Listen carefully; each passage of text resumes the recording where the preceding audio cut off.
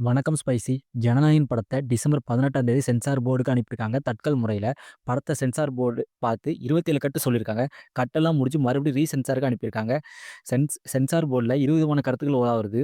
Sensor போர்டுல படத்த 5 பேர் பார்த்துருக்காங்க. அதுல ஒருத்தருக்கு படத்துக்கு ஏற்புடைய சர்டிஃபிகேட் குடுக்க மனசு வரல.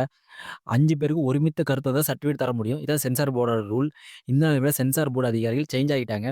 புது அதிகாரிகள் நாங்க மறுபடியும் படத்த பார்க்கணும். 4 வீக்ஸ் டைம் கேட்டுருக்காங்க. இதனால ஜனநாயக பட புரொடியூசர் சென்னை ஹைகோர்ட்ல கேஸ் போட்டாங்க. 2 தரப்பு வாதத்தையும் ஜட்ஜ் அவர்கள் கேட்டாங்க.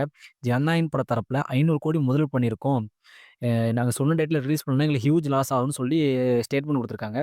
சென்சார் போர்டு தரப்புல நாங்க படத்த மறுபடியும் பார்த்து அனலைசிஸ் பண்ணி சர்டிஃபிகேட் தரணும். ஏன்னா படத்துல 27 கட் இருக்கு. நெறைய அ வ வ வ அது சண்டை காட்சிகள்லாம் இருக்குன்னு சொல்றாங்க.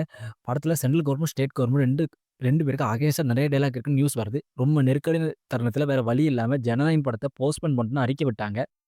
கேஸ் ஹியரிங் ஜனவரி 9ஆம் தேதி வருது. படம் ரிலீஸ் ஜனவரி 9ஆம் தேதி தான்.